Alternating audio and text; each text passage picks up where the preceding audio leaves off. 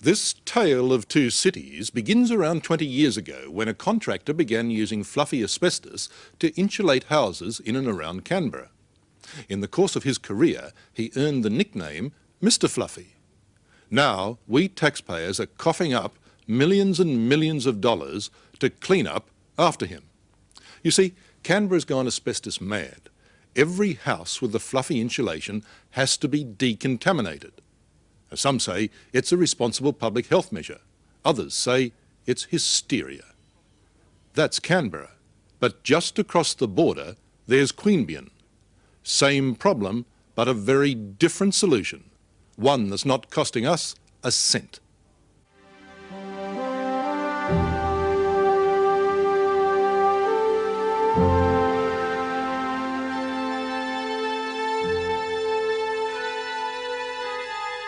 These white apparitions are springing up all over Canberra now.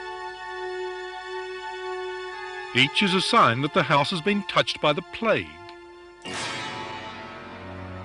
The fluffy asbestos plague. The roofs of these everyday suburban homes are harbouring fluffy asbestos insulation. And it seems no amount of money is too much to be rid of it. There's got to be a better way. There's got to be a way to address the health risk, but it can't be as high as $60,000 a house.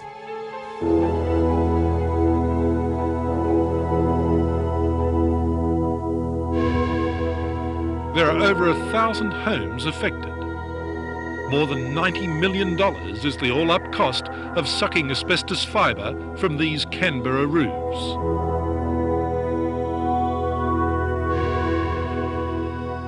The householders pay nothing.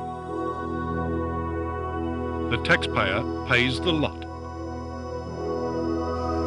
The scale of this operation is absolutely mind-boggling. This special caravan is effectively an airlock that you must pass through in order to get access to the airtight bubble on the roof of the house. A few moments inside to change into the special clothes and voila! You're inside the contaminated area. A special government-issued protective suit, underneath special government-issue underwear, and this respirator.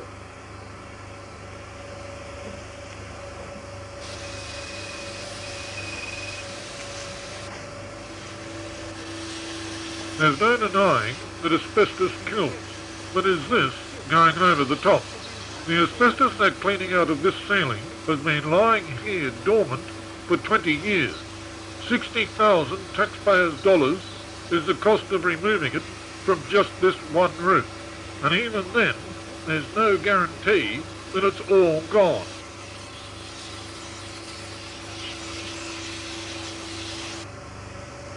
The removalists do 2 3-hour shifts a day, and each time they leave this airtight bubble, it's an extraordinary procedure.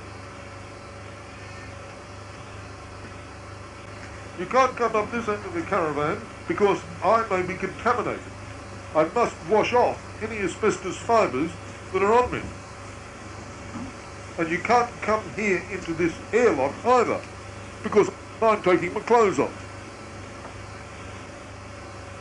Here they are in a double plastic bag ready for the cleaners.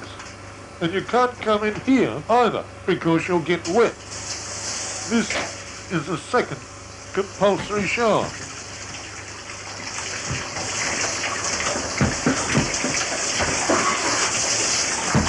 Such are the procedures to ensure that not one speck of asbestos fibre gets out into the real world. The problem is that you can do a very good job in a far simpler way, and by doing it in a very complex way like is going on down there, you get very little extra benefit in terms of amount removed. Dr. David Douglas is an Australian authority on environmental medicine.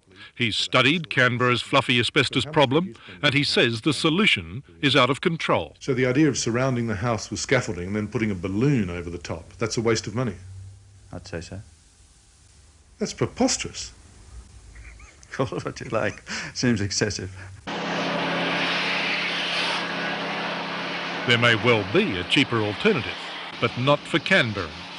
The Rolls-Royce treatment here is humming along quite nicely. We're talking about homes that have had this particular insulation in them for 15 to 20 years. So the health risk factor is not something that's occurred over the last 2 years. Mike Crowe is Chief Executive of the ACT Housing Industry Association. He's sought reason for Canberra's spending spree, but without success. $60,000 to take it out of one ceiling. Some of these houses aren't worth that much. Is that not right? That'd certainly be the case, because it'd be homes that would be being treated that would be 20, 30 years old, and very small homes. So if you replace them today, you'd probably be looking at around about $60,000, that's correct. The same price to remove the asbestos as the price of the house? I'm afraid so. That's the current situation.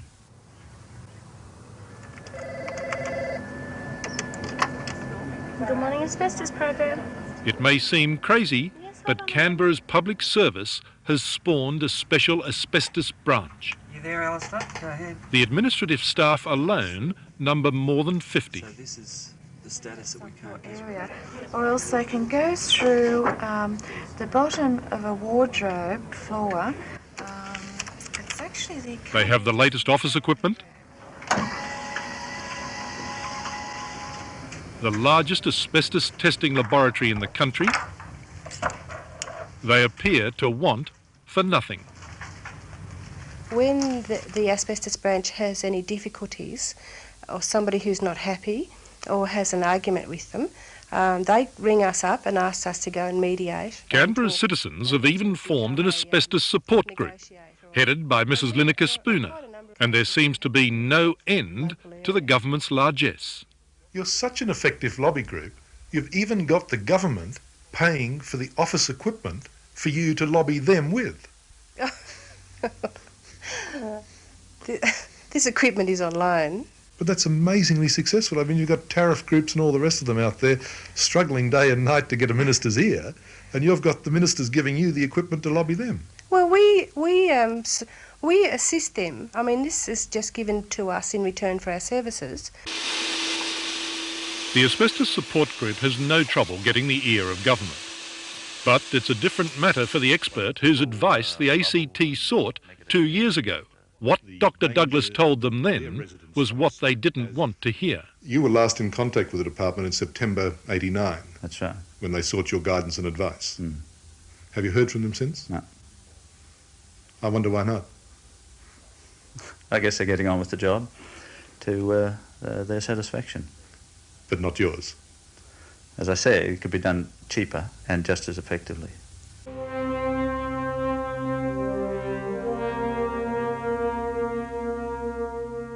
The man who's become known as Mr. Fluffy began work in the Canberra region back in the late 60s. It was 10 years before his product was finally banned by the ACT building authorities.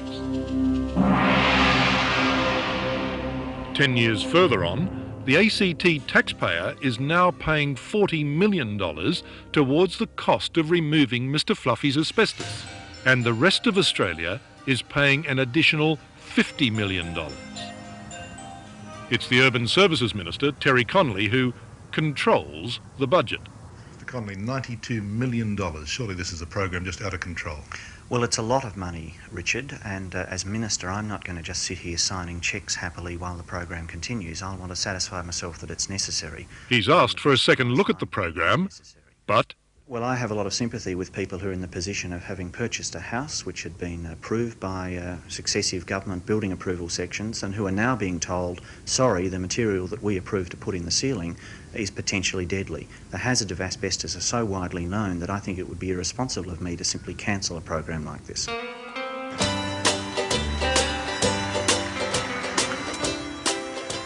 Meanwhile, just 5 miles away, over the ACT border, it may as well be another world.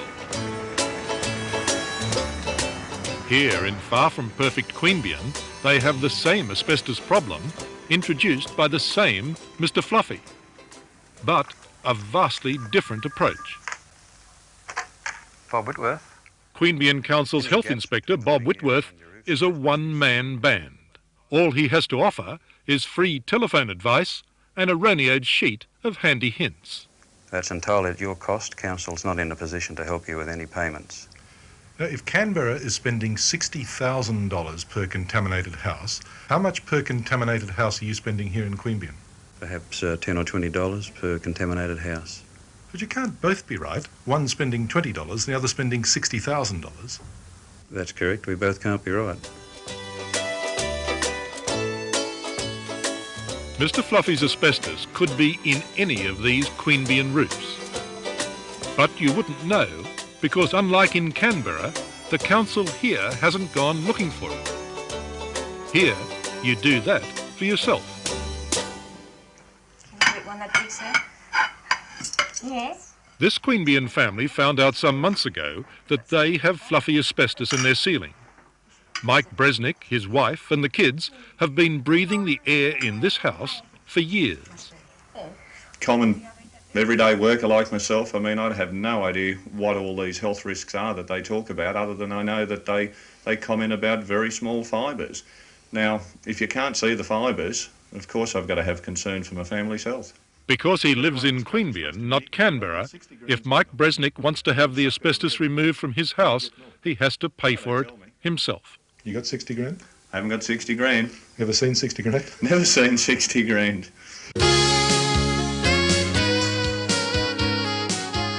Meanwhile, back over the border, they quietly count their blessings. Do you know how much a house they're spending in Queanbeyan, the council? I didn't even know they were doing anything about it in Queanbeyan. It's about $20 a house, as opposed to $60,000 a house. What are here. they doing in Queanbeyan?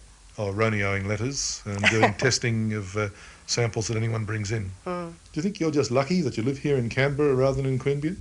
Yes. Do you get jealous of the Canberrans? I get very jealous of the Canberrans. They always have everything given to them on a plate, and as with the asbestos, they get it taken out on a plate. And again, Queanbeyan, the poor cousin. And what of the man whose fluffy asbestos caused this multi-million-dollar extravaganza? Well, no one can find Fluffy Harry, and if I was Fluffy Harry, you wouldn't be able to find me either. But finding Mr Fluffy, Fluffy Harry, was not impossible. He's an old-age pensioner, and he still lives in Canberra. His real name is Dirk Jansen, and today his only contact with asbestos is a scrapbook of shock and horror. But you did it all, didn't you? I started it off, yes. Mr Fluffy was only too happy for us to take him on a tour of some of his handiwork. How long did it take to do a job like this? An hour and a half. An hour and a half? Including travelling. And how much did the materials and labour cost? $100 or less. $100, an hour and a half to get it in. That's right. It's taking 6 weeks and $60,000 to get it out. Not $60,000, but they're paying them $60,000. They're paying them, the taxpayers paying them, Yes. dead right. What do you reckon about the removal process there? Scaffolding, a watertight cover over the top, then an airtight cover, and then all the air locks to get into it? Utter hysteria. Hysteria. And here is the final resting ground for Mr Fluffy's work. Container loads of the stuff destined to be buried here under 10 foot of soil, never to contaminate Canberra again. And does Mr Fluffy suffer the slightest remorse? Are you sorry for what you've done? Why? Well, you're costing the country I'm an not awful lot of money. No, there's bloody public servants down there. They're costing a lot of money. The empire builders. You reckon that's what it is? That's what it is and nothing else.